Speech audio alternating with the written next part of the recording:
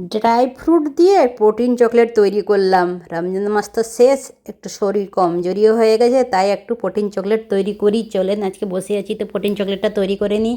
এই যে আলমন্ড আমি 100 গ্রামের মতো দিয়ে দিলাম। কোয়ান্টিটি হিসাবে আখরোট দিলাম আর কাজু দিলাম, তিনটেই কোয়ান্টিটি একই সেম। তারপর মিক্সার গ্রাইন্ডারে দিয়ে ভালো করে বেটে নিয়েছি। এইখানে যত রকমের seed, pumpkin seed, chia seed আর যত রকম সিড, এটাও হালকা ফ্রাই করে, যেটা বিচা বলে, ফ্রাই করে, ওতে অনেক ভিটামিন আছে। আর এখানে খেজুর গুড়ের ঢেলা ছিল, বাটি গুড়, সেইটাই আমি নিয়ে নিলাম।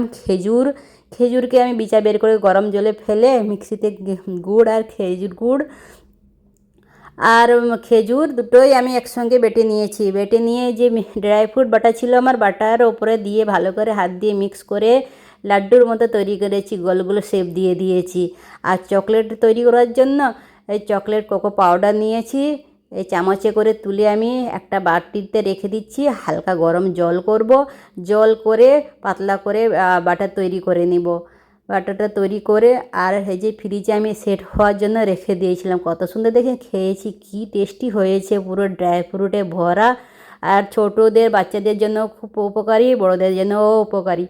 তো এই যে আমি জল দিয়ে ভালো করে আমি বাটার তৈরি করে নিলাম। তারপর আমি ডুবিয়ে একটা দেখছি কি চকলেটের শেপ হবে কি না।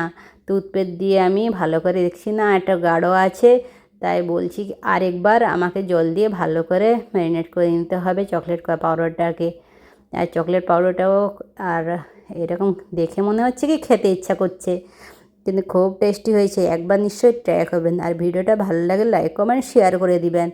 তা আবার আমি জল দিয়ে ভালো করে চকলেট পাউডারটাকে পাতলা করে নিয়েছি। এবার দেখেন কত সুন্দর তৈরি হয়ে গেছে। আর ফ্রিজে রেখে দিব। চকলেটের মতো একদম ড্রাই ফ্রুটে ভরা চকলেট লাড্ডু তৈরি হয়ে গেছে। ধন্যবাদ ভিডিওটা দেখার জন্য।